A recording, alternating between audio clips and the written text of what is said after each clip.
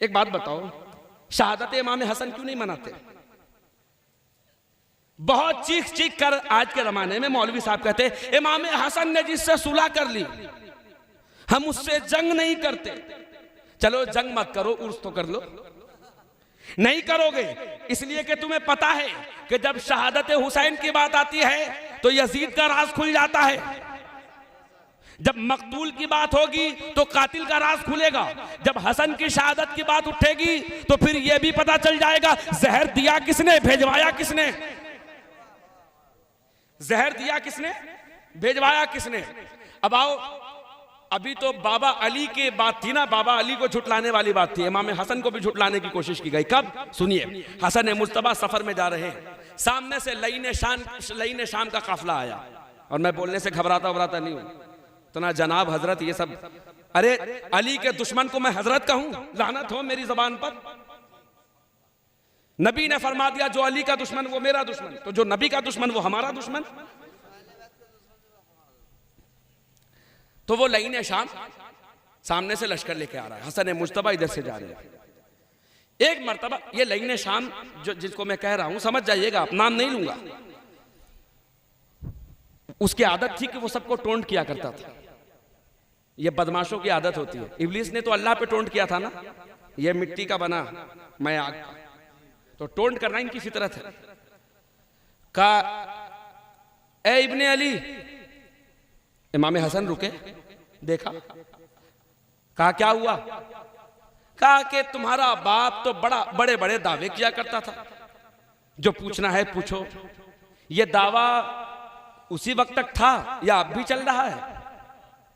तुम्हारे बाप तक ही ये मामला खत्म हो गया? तो मौला हसन ने कहा सुनो, सिलसिला उनका खत्म होता है जिनका शजरा शजराए खबीसा हो, मेरा शजरा शजराए तैयबा है, मेरा सिलसिला खत्म नहीं होने वाला। अब एक जुमला और बढ़ के कहूं, इमाम हसन ने कहा कि सुन, हमारे चेहरे बदलते हैं, शजरे नहीं बदलते। कहा तू भी वही दावे करता? कहा हाँ मैं भी वही दावे करता हूं, मेरे बाद जो आएगा वो भी वही दावे करेगा। एक चीज याद रखना, इमाम हुसैन जिनको अपना इमाम कहे उसे हसन कहते हैं। हसन की अजमत के लिए यही काफी है कि सैयदुल शुहदा जिनको अपना इमाम कहे। इमाम हसन ने कहा कि बोल बात क्या है? लईन शाम ने कहा कि अच्छा एक बात बताओ, सामने जो खजूर का दरख्त है मुझे ये बताओ कि उस दरख्त में फल कितने, बता पाओगे? बच्चा समझकर वो मजा ले रहा था, मगर यहां तो 6 महीने का बच्चा भी अली है।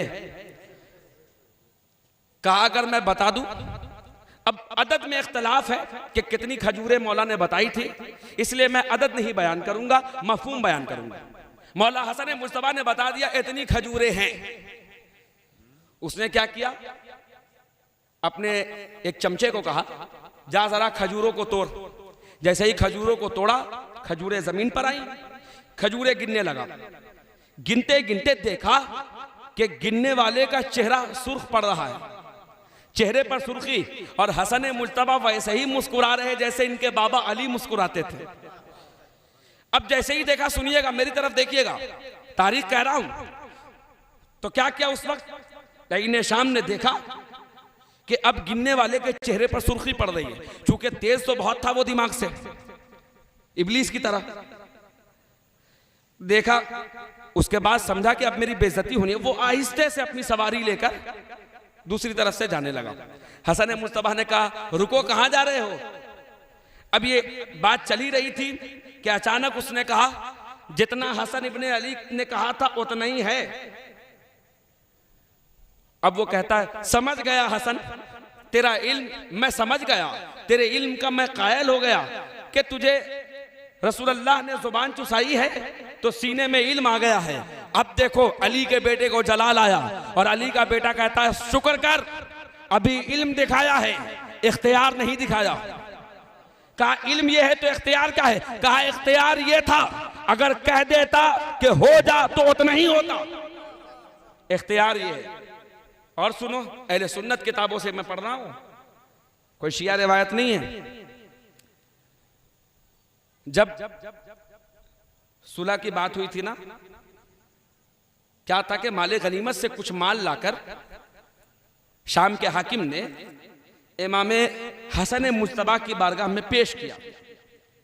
और पेश करने के बाद उसने मुस्कुराते हुए कहा, मैं हिंदा का बेटा हूं। किसके सामने कह रहा पता है? अली के बेटे के सामने। मैं हिंदा का बेटा हूं, अपनी जबान से मुकरता नहीं। ये लीजिए, मैं आपके लिए माले गनीमत का माल लाया हूं। अरे ये होना था कि सुनो, मेरी तरफ देखना। अचानक से मौला का एक खादिम आता है, मौला की जूती को लिया हाथ में, अपने अबा के दामन से वो मौला की जूती साफ करने लगा। मौला ने वो माल उठाया, दे दिया, कहा मैं जहरा का बेटा हूं, इतना माल तो खादिमों पे लुटा देता हूं। अल्लाह अकबर, मैं जहरा का बेटा हूं, इतना माल खादिमों पर लुटा देता हूं। अब यहां आओ, इनके पैतरे देखो। कहते हैं जिनसे इमाम हसन ने सुलह की उनसे हम जंग नहीं करते, और जिनसे हुसैन ने जंग की उनसे हम सुलह नहीं करते। पहली बात तो यह है कि सुलह कहां होती है? जहां झगड़ा होता है। यहां वो लोग भी बैठे हैं जो पॉलिटिकल फील्ड में हैं। चाचा ये बताइए, जहां झगड़ा होगा वहीं सुलह होगी? मैं गलत तो नहीं कह रहा? सुलह होने का मतलब यह है कि इख्तिलाफ था, है ना? अब सुलह जब हुई, मुझे ये बताइए, मैं जब कमजोर पड़ूंगा और आपसे सुलह करने आऊंगा तो शर्तें आप लगाएंगे या मैं लगाऊंगा? अरे आप लगाएंगे ना, जरूरत तो मुझे है, मुतालबा तो मैं कर रहा हूं कि सुलह कर लीजिए, तो शर्तें आप लगाएंगे। तो मुझे ये बताओ, सुलह जब इमाम हसन कर रहे हैं तो शर्त इमाम हसन क्यों लगा रहे हैं? सुलह जब हसन कर रहे हैं तो शर्त इमाम हसन मुज्तबा क्यों लगा रहे हैं? और तुम कहते हो कि इमाम हसन ने बैयत कर ली। अरे तुम्हें पता भी है बैयत किसे कहते हैं? बैयत, बाया, ऐन, ये 3 हुरूफ का मजमुआ है। बै का माना होता है खुद को बेच देना, ताकि इजाफत के साथ बैयत का माना होता है किसी के सामने टोटल सरेंडर कर देना, आत्मसमर्पण कर देना। जब हसन मुज्तबा ने टोटल सरेंडर कर दिया तो फिर शर्त क्यों लगाई? अरे मैं कुछ कह रहा हूं यार, शर्त क्यों लगाई? ये शर्त लगाना बता रहा है कि इमाम हसन ने सुलह नहीं की, इमाम हसन से सुलह की गई, इमाम हसन से सुलह की गई। और अगर इमाम हसन की सुलह को तुम बैयत कहते हो तो सुलह हुदैबिया के मौके पर नबी ने काफिरों से सुलह की, तो तुम कह दो कि नबी ने काफिरों की बैयत कर ली। इमाम हसन सुलह करे तो तुम कहो कि बैयत कर ली। नबी ने सुलह हुदैबिया में कुफार से सुलह कर ली, तो नबी की सुलह को क्या कहोगे कि नबी ने काफिरों की नऊजुबिल्लाह बैयत कर ली? नहीं, सुलह वहां होती है जहां अमन कायम करने का पैगाम पहुंचाया जाता है, सुलह वहां की जाती है। लोग कहने लगे, अच्छा शर्त तो देखिए, तीसरी शर्त क्या थी? ये जो तुम्हारा ये जुमला है मौला हसन का कि मैं जो तुम्हें दे रहा हूं ये बादशाहत है, इमामत नहीं दे रहा हूं, क्योंकि कुरान और अहले बैत साथ साथ है। मैं अपने मौजू पर हूं, क्योंकि कुरान कह रहा है ना, ला यनालु अहदिज जालिमीन, जालिमों के हक में इमामत नहीं। क्या कहा? मैं खिलाफत नहीं दे रहा, मैं बादशाहत दे रहा हूं, मुलूकियत दे रहा हूं। अगर तुमसे ना संभले तो मुझे लौटा देना। सुलह तो मनवा लिए, मुझे ये बताओ क्या सुलह पर वो उतरा भी? जिसने सुलह कराई थी तो मौलवी यहीं तक मत रुको कि हसन मुज्तबा से सुलह हुई, ये भी तो बयान करो कि वादा वफा हुआ या खिलाफ वर्जी हुई? वादा खिलाफी हुई ना। जो आले मोहम्मद का वादा खिलाफ हो उसके पीछे तुम कहोगे जिसकी इक्तदा कर लो हिदायत पा जाओगे, जिसकी इक्तदा कर लो हिदायत पा जाओगे। अरे जो हिदायत के रास्ते ही से दूर हो गया वो क्या हिदायत करे? और बड़ी अच्छी मिसाल लेकर आते हैं आसिफ भाई, कहते हैं असहाबे का नुजूम बिअय्यिहिम इक़्तदैतुम इह्तदैतुम, अहले बैत कश्ती नूह की तरह नबी ने फरमाया, इसके मुकाबले पर यह सितारा ले आए और कहने लगे कि कश्ती पर बैठे रहो, सितारों से रास्ता मालूम करो। हमने कहा मेरी जान, अभी तुमने वकील अहले बैत की अक्ल देखी ही नहीं है। कश्ती के कैप्टन कौन है? नूह अलैहिस्सलाम की कश्ती के कैप्टन कौन? नूह अलैहिस्सलाम खुद। और नबी ने फरमाया मेरी अहले बैत कश्ती नूह की तरह है, तो इस कश्ती का कैप्टन कौन? नबी। नबी कश्ती में बैठकर सहाबा से रास्ता मांगेंगे। अकीदे पर मातम करो। नबी कश्ती पर बैठकर, और नूह की कश्ती तूफान में चली थी, सितारों को देखकर नहीं। और सुनो, अगर सितारों की बात करोगे तो अली ऐसा विलायत का सूरज है जिसकी रोशनी के आगे सारे सितारे फीके हैं, जिसकी रोशनी के आगे सारे सितारे फीके। अब क्या हुआ? सुलह जहां हुई है, जाहिर है कि झगड़ा हुआ तो सुलह हुई। एक और शर्त क्या थी पता है? शर्त जब लिखवा रहे तो कह रहे ये लिखो कि तुम कुरान और सुन्नत पर अमल करोगे। ये हसन का कलम नहीं चल रहा था, हसन की तलवार चल रही थी। ये लिखवाना इस बात की गवाही है कि इससे पहले कुरान और सुन्नत पर अमल नहीं हो रहा था। फिर आगे कह रहे मेरे बाबा अली पर गालियां नहीं दी जाएंगी। अब तुम कहते हो कि उन्होंने गाली नहीं दी, दूसरे लोग दे रहे थे, तो हसन मुज्तबा का मुतालबा तो यह है कि मेरे बाबा को गालियां नहीं दी जाएं। तो हसन फिर उनको क्यों कह रहे हैं? यानी हसन जब ही कह रहे हैं जबकि हसन को मालूम है कि ये चाहे तो बंद करवा सकता है, मगर ये नहीं चाहता कि मेरे बाबा पर गाली गलौज बंद हो। समझ रहे बात? ये नहीं चाहता कि मेरे नबी को गालियां देना बंद, मेरे अली को गालियां देना बंद की जाए। और नबी ने फरमा दिया, अली जिसने तुझको गाली दी उसने मुझको गाली दी। जो तेरा दुश्मन वो मेरा दुश्मन। यानी अली का दुश्मन नबी का दुश्मन, नबी का दुश्मन खुदा का दुश्मन, अल्लाह का दुश्मन मुसलमान की नजर में रजी अल्लाह अन्हु। अगर अल्लाह का दुश्मन रजी अल्लाह अन्हु है तो हिम्मत करो, कहो हजरत इब्लीस रजी अल्लाह अन्हु। हमारी नजर में तो रजी अल्लाह अन्हु वो हैं जिन्होंने नबी के कहने पर हर मौके पर लब्बैक कहा, कोई बहाना ना किया। हम जब हुसैन अलैहिस्सलाम कहे, अलैहिस्सलाम कैसे कह दिया, रजी अल्लाह अन्हु कहो। मैंने कहा रजी अल्लाह अन्हु किसको कहा जाता है? अरे रजी अल्लाह अन्हु उससे कहा जाता है जिससे खुदा कभी राजी नहीं रहा हो। ये वो हुसैन है जिसके सदके अल्लाह तुमसे राजी होगा।